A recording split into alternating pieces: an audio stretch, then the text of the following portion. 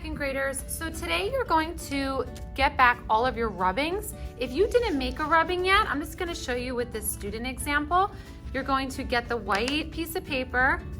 You're going to tape it on top. Some of you might not have had time to do that. Or maybe you didn't get a rubbing that you liked very much. So if that was the case, once it's down, then you pinch it and you try to go in the same direction. You don't want to see the crayon lines. You want to see the lines and shapes from the Collagraph printing plate that you made. So now this yellow is very light, but I did it on purpose so that I could do this orange on top. And you might want to do a rubbing where maybe the background where the leaves are, you want to do maybe a yellow and green if you want it to be more realistic. So you can change up your crayons based on how you want your colors to be. So after you get your rubbings, peel the tape off really carefully so it doesn't rip. You're going to choose your favorite one, and you are going to get some paint markers and gel pens to do a design on top. So I'm going to start by using the gel pens. If they're new, you might just have to take that little plastic piece off depending on which class you are to use them. And you're gonna really take your time. You should not finish this in a few minutes. This should take up the whole class. And if you do finish it, you might have time to do another one. But think about what lines and designs you can add to your rubbing to make it more interesting. You can go over certain shapes if you want to. Really take your time. This is where you can add in details that maybe were too hard to cut. So I really like this green one.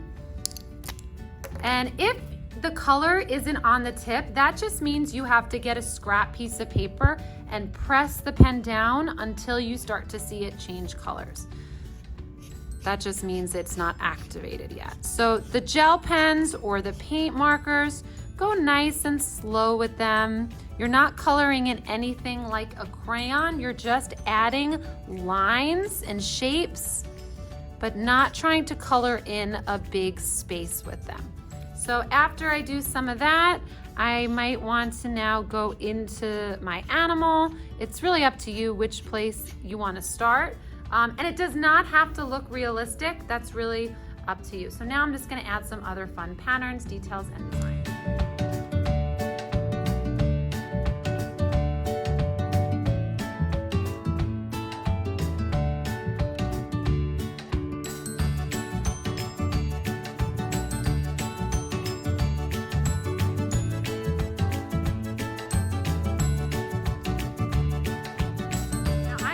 Fun. I did some things a little bit more stylized, like adding the crown and adding some other fun lines, and some things are a little bit realistic with the black that I added. So it's really up to you if you want to add some other fun details, designs, shapes on top of your rubbing. Now, you may have time to do another one. Most likely you will not. Just some tips. Again, with these paint markers, if they seem like they're drying out, you can give it a little shake.